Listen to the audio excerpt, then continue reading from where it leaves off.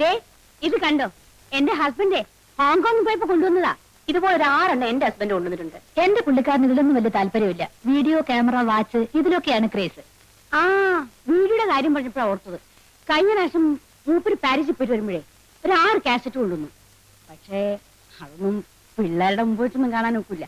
അതുകൊണ്ട് ഒരു വീഡിയോ വാങ്ങിച്ച് ഞങ്ങൾ ബെഡ്റൂമിൽ തന്നെ വെച്ചിരിക്കുക. ബാബു, നിനക്ക് ക്ലാസ്സിൽ പോണ്ടേ? ഇല്ല മമ്മി, എനിക്ക് കുറച്ച് പ്രോഗ്രാംസ് ഉണ്ട്. Bye bye. പെമ്പിള്ളേർക്ക് ഇവനെന്ന് വെച്ചാൽ ജീവനാ. എത്ര ഗേൾ ഫ്രണ്ട്സ് ആണെന്ന് അറിയാമോ? പക്ഷെ ഇവന്റെ ക്രേസ് മുഴുവനും കാറും ബൈക്കിലുമാ. 3 മാസത്തിന് മുമ്പ് ഒരു ബൈക്ക് വാങ്ങിച്ചു കൊടുത്തേ ഉള്ളൂ. ഇപ്പൊ അത് വേണ്ടാന്ന്. ഡാഡി കാറ് വേണം എന്ന് പറഞ്ഞ് ഭയങ്കര ബഹളം. ഉടനെ വാങ്ങിച്ചു കൊടുത്തൊരു ഡോൾഫിൻ. അല്ല, ഒന്ന് ചോദിച്ചോട്ടോ, നമ്മുടെ ആ രാപ്പാടിപ്പറമ്പില് രാരിച്ചെന്നേരെ വീട് ഏതാ? ചെറുക്കന്റെ സ്വഭാവം നന്നായിരിക്കും, സാമാന്യം വിദ്യാഭ്യാസം വേണം, ആര് കണ്ടാലും അയ്യേന്ന് പറയിപ്പിക്കരുത്, പിന്നെ തറവാട്ടുകാരനായിരിക്കണമല്ലോ. ഇതിനെല്ലാം പുറമെ ഒരു പെൺകുട്ടിയെ വെച്ച് പൊറപ്പിക്കാനുള്ള ത്രാണി ഉണ്ടായിരിക്കണം. അത്രയല്ലേ ഒരു ചെറുപ്പക്കാരന് ആവശ്യമുള്ളൂ. ഞാൻ അങ്ങനെ അതിമോഹമുള്ളവനൊന്നും അല്ല. പ്രഭാകരന്റെ കാര്യത്തിൽ ഒന്നും പേടിക്കാനില്ല. 30 വിളയുന്ന 2 ഏക്കർ നിലപ്പാടമുണ്ട്, തെങ്ങും പറമ്പുണ്ട്, കൊപ്ര കച്ചവടമുണ്ട്, നല്ല എണ്ണം പറഞ്ഞ 4 കറവ പശുക്കളുണ്ട്. ഇതിൽ കൂടുതൽ രാരിച്ചെന്നാരുടെ മകൾക്ക് നല്ലൊരു ബന്ധം കിട്ടാനില്ല.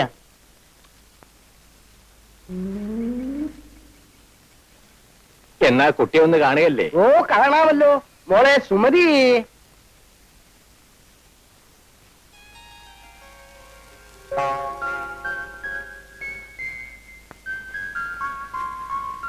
അച്ഛന്റെ പൊന്നുമോളിന്ന് വാ. ഓ ഇവളുടെ ഒരു കാര്യം, ആള് പീക്കിരിയാണെങ്കിലും അവളുടെ ഒരു നാളം കണ്ടില്ലേ? ഇതാണ് എന്റെ ഏറ്റവും ഒടുവിലത്തെ ലാസ്റ്റ്. സുശീലേ, ഇനി മോളിന്ന് വാ. വാ, അച്ഛന്റെ തങ്കക്കട്ടി ഇന്ന് വാ.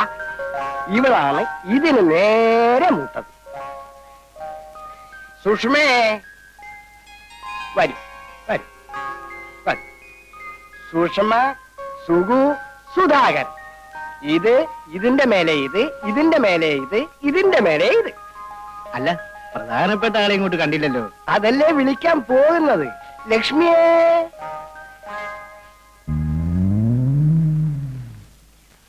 ഇതാണ് എന്റെ ഭാര്യ, കുട്ടികളുടെ അമ്മ. നമ്മൾ കല്യാണത്തിന് ആലോചിക്കുന്ന കുട്ടിയെ വിളിക്കൂ രാരിച്ചെന്നേരെ. വിളിക്കാം. ലക്ഷ്മി, ഇവിടെ കൊണ്ടുപോയിട്ട് അവളെ എങ്ങ് അയക്കൂ. ആ കുട്ടികളെല്ലാം പൊക്കോളൂ പൊക്കോളൂ. എണീരടാ അവിടെ, മടി കയറിയിരിക്കാൻ കണ്ട നേരം. അങ്ങോട്ട് ചെല്ലടി, അവർ നിന്നെ പിടിച്ചു നിന്നത്തൊന്നുമില്ല. നിന്നെ കാണാൻ വേണ്ടി വന്നതാണെന്നേ.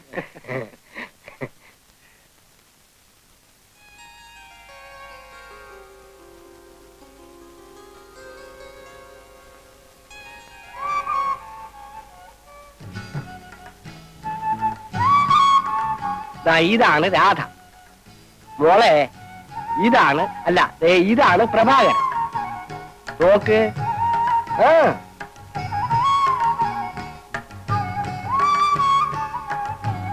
നാണം കൊണ്ടാ.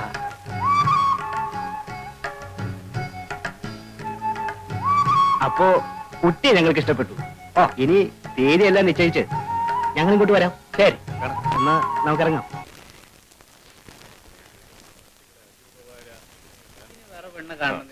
കല്യാണാലോചനയ്ക്കാണ് വന്നത്. എടി, അവൻ എന്താ ഒരു കുറവ്? അഴകില്ലേ, ആരോഗ്യമില്ലേ, 2 ഏക്കർ നിലം, 1 തെങ്ങും പുരയിടം, നല്ല വില നടത്തുന്ന ഒരു കൊപ്ര കച്ചവടം. ഇതൊന്നും നിന്റെ കണ്ണിന് പിടിക്കുന്നില്ലല്ലേ? അപ്പൊ പശുവും തൊഴുത്തുവോ? ആ, അത് വേറെ. എനിക്ക് വേണ്ടെന്ന് വെച്ചാ വേണ്ട. 1 2 അല്ല, 26ാമത്തെ ആലോചനയായത്. ഇത് നിനക്ക് വേണ്ടാന്ന് വെച്ചാ പച്ചവെള്ളം ഞാൻ തരത്തില്ല. എന്റെ ലക്ഷ്മി കുട്ടി, നീ കിടന്ന് തിളയ്ക്കാതെ. 8ഉം പൊട്ടും തിരിയാത്ത കൊച്ചിനോട് വർത്താനം പറയുന്ന രീതിയാണത്. എന്റെ മോളോട് ഞാൻ പറയാം. അച്ഛന്റെ മോളെ, മോള് ആ പയ്യനെ ശരിക്കും കണ്ടോ? നല്ല സിനിമാ നടനെ പോലെ ഇരിപ്പില്ലേ? ആരെപ്പോലായാലും എനിക്ക് വേണ്ട. എന്റെ മോളെ, നീ ഇങ്ങനെ വാശി പിടിച്ചാൽ അച്ഛൻ ചങ്ക് പൊട്ടി ചത്തുപോകും. നിനക്കിളയിലില്ലേ 3-4 കൊച്ചുങ്ങള്? നിങ്ങൾ ഇങ്ങനെ ഇരുന്ന് പുന്നാരം പറഞ്ഞിട്ട് അവള് തലയെ കയറുന്നത്. വല്ലവനുമായിട്ട് പ്രേമവും കുന്തോണ്ടെങ്കിൽ മനസ്സിലാക്കാം. വരുന്ന ഒരുത്തനെ അവൾക്ക് പിടിക്കൂല. എടി, സത്യം പറ, നിന്റെ ഉള്ളിലിരിപ്പ് എന്താ? കല്യാണത്തൊക്കെ പട്ടണത്തിൽ നിന്ന് വരണം ഏ? ചേച്ചി പട്ടണത്തിലേക്ക് കൊണ്ടുപോകണം ഏ? ചെക്കൻ പാന്റ് ഷർട്ട് ഇടണം ഇംഗ്ലീഷ് പറയണം ഏ? ആ പരിഷ്കാരം വേണം ഏ? സിഗരറ്റ് വലിക്കണം ഏ? പട്ടണത്തിൽ പോണം ഇംഗ്ലീഷ് പഠിക്കണം നിന്റെ അമ്മയുടെ തല വേണം എടാ, ഇതിന്റെ ഇടയ്ക്ക് ആ പീക്രാന്തി ഉണ്ടല്ലോ.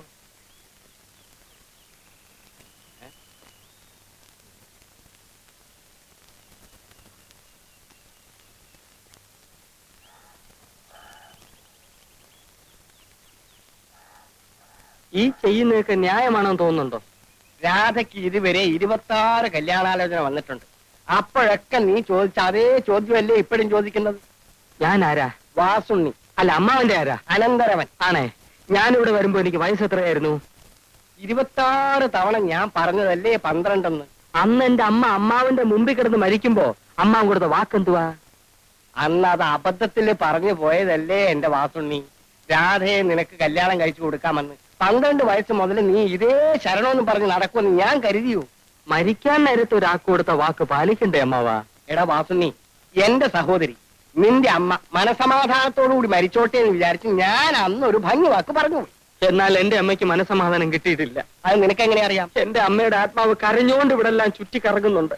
ആ അവളെ കാണുമ്പോ ഞാൻ പറഞ്ഞോളാം, നീ സമാധാനമായിട്ടിരിക്കും. ഇന്നലെ രാത്രിയിലും സ്വപ്നത്തിൽ വന്ന് എന്റെ അമ്മ എന്നോട് ചോദിച്ചു, എന്താ മോനെ നിനക്കൊരു വിഷമം? എടാ, ഒരു ഉത്തരവാദിത്വം ഇല്ലാതെ പട്ടവും പറപ്പിച്ച് നടക്കുന്ന നിന്നെ വിശ്വസിച്ച് ഞാൻ എങ്ങനെയാടാ രാധയെ പറഞ്ഞേക്കുക? ഇപ്പൊ ഞാൻ അങ്ങനെ നടക്കുന്നത് ശരി തന്നെ. പക്ഷെ രാധയെ കെട്ടിയാൽ ആ സെക്കൻഡിൽ അമ്മാവനേക്ക് ഓഹരി തരണ്ടേ?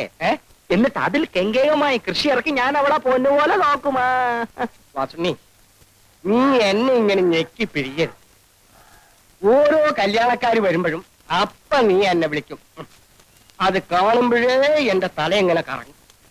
അവൾക്കാണെങ്കിൽ നിന്നെ എന്നല്ല അന്വേഷിച്ചു വരുന്ന ഒരുത്തനെയും പിടിക്കൂല. പട്ടണത്തിൽ നിന്ന് വേണം പോലും, പട്ടണത്തിൽ നിന്ന്. എന്താണാവോ പട്ടണത്തിൽ ഇത്ര തുള്ളാൻ? സമയമല്ലോ, വന്ന ആളിലൊക്കെ പോവാവോ? ഞാൻ വീടാന്തരം നടന്ന് കുറെ ആളുകളെ സംഘടിപ്പിച്ചതാ.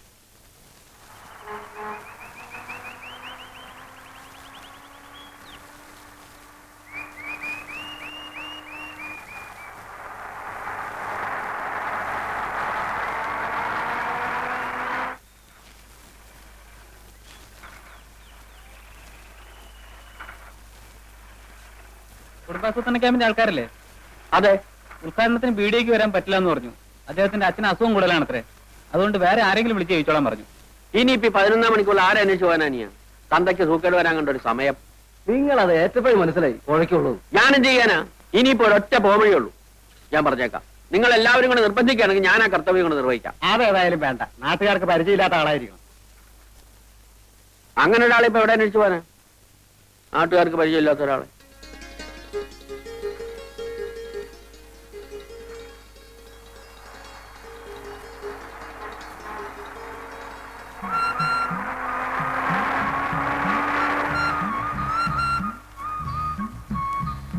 ഈ വില്ലേജ് ഓഫീസിലേക്കുള്ള വഴി ഏതാ?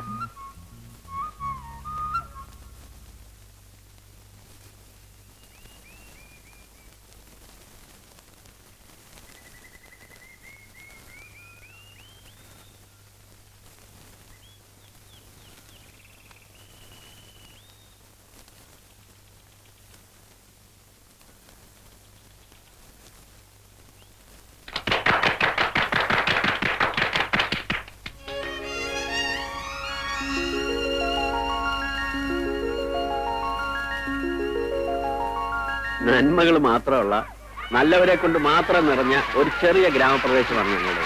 സാർ ഒന്നുകൊണ്ട് കുട്ടികൾ നിശബ്ദരായിരിക്കൂ.